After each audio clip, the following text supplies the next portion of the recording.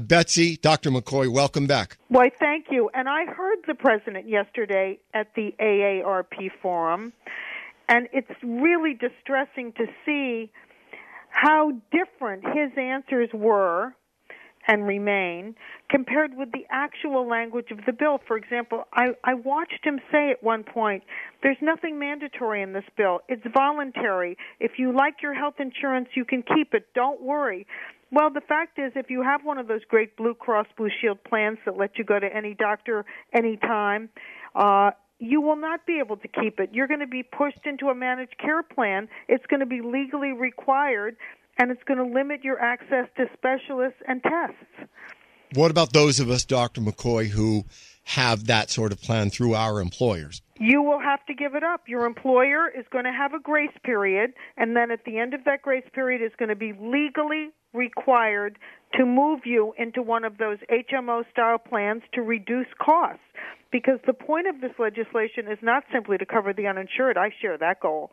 It's to limit how much health care everyone in the United States gets, and to ensure that people who pay for their own health care or pay for it with their employer don't get more than people who have the government pay for it. Let me, before we go any further, I want to thank you. I've heard from so many people who were eager to hear you again and who are here in Boston and New England, not as easily able to see the important things you're writing. I know you're writing for the New York Post and elsewhere. We want to thank you because we wouldn't know any of this without your inspection of this law and your criticisms of it. We wouldn't know anything about it. So thank you. Well, you're welcome. And Jay, to see the requirements, the legal requirements, go to the House bill on pages 15 to 17. It's right there at the beginning. And if you don't have a copy of the bill, many people, of course, don't, come to our website, defendyourhealthcare.us. I just put it up. It has the full text of each bill, as well as the page number, so you can go look at this. Take a look for yourself. You don't have to rely on me. Look and see what these bills say. It's so different from what you're being told, especially the penalties. Take a look at pages 136 through 142. If you go to file your taxes and you can't attach staple proof that you're in one of these government-qualified plans, if you can't prove that, you're going to be fined thousands of dollars, basically the average cost of a health plan for your family size, and then automatically enrolled in a randomly selected plan.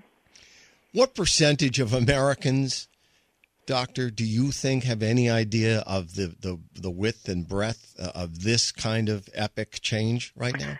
Well, unfortunately, not too many, but most Americans do remember how much they disliked managed care, how much they disliked being forced out of the hospital too soon, and those who are still dealing with it don't want an even heavier dose of it.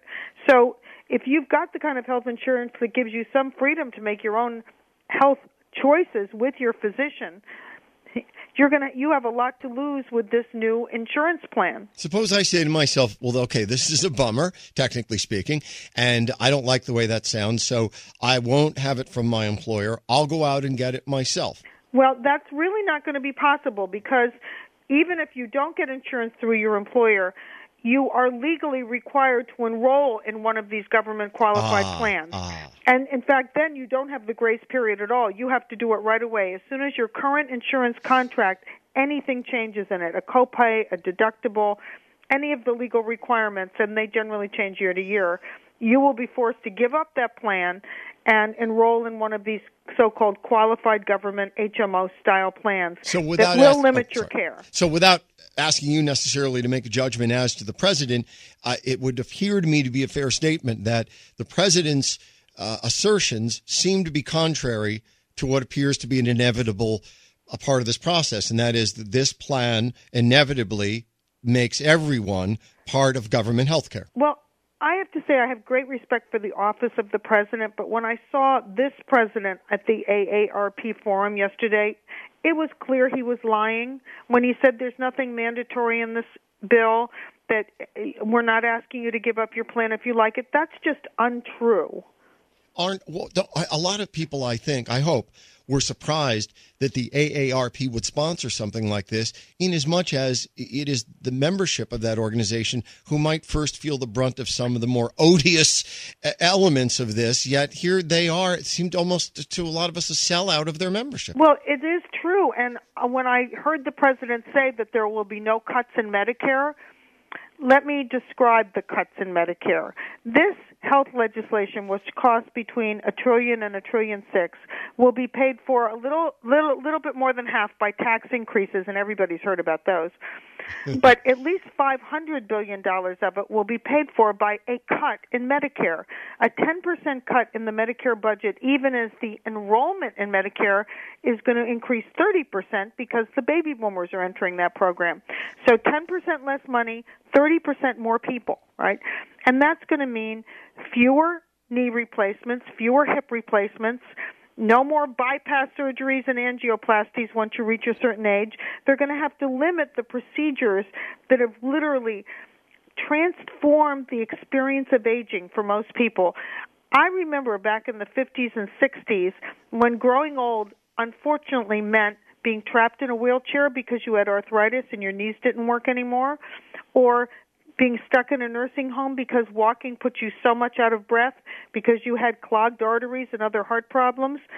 Now, because of these procedures, which are universally accessible to people through Medicare, aging is a much nicer process. We can truly call it the golden years. Older people are able to be active, enjoy their grandchildren, travel if they can afford it.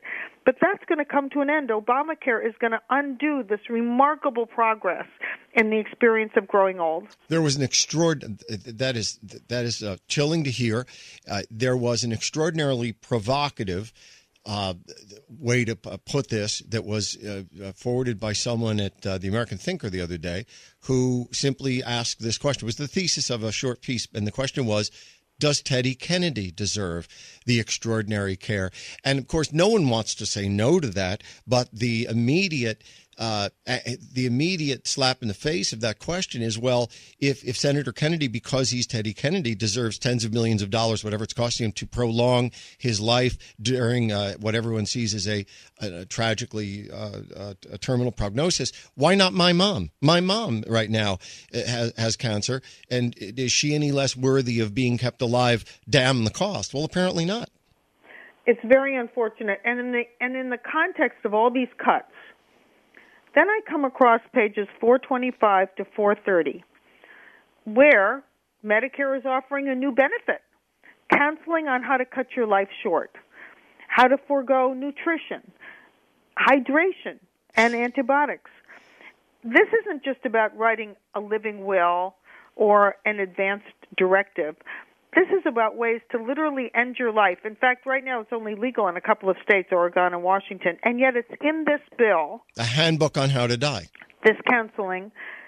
These are issues that are so sensitive, most families have trouble bringing them up. And can you imagine government barging in with this kind of issue? And is that your understanding of it, that the story is that government bureaucrats, people we've never known? Well, it says in the bill, doctors will be going in to do this counseling, doctors or advanced practice nurses.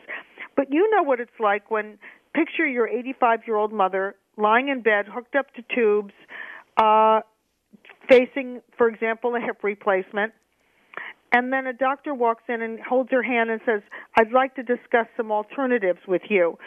She's not going to say, excuse me, I want to keep living, get out of my room. It's a very uneven playing field. Yes. The doctor has all the authority. You're already a patient, and on top of that, you're elderly, and it's just unreasonable to say that this is voluntary. It is not. And as a procedural matter, I mentioned this earlier, I just would kick in that much like a lot of people who write parking tickets are promoted and judged, valued by how many tickets they write, mm-hmm. I can imagine, Dr. Betsy McCaughey, that the people who make these Grim Reaper visitations are going to be thought better or worse at what they do based on how many people they successfully persuade to go die. How much money they save instead of how Yes. many lives they save. Yes. And, by the way, on page 443 and 449, it discusses shared decision-making. Now, you would think that on these delicate issues, that means you'd be sharing the decision with your daughter or son or your spouse or your priest, right? Oh, no.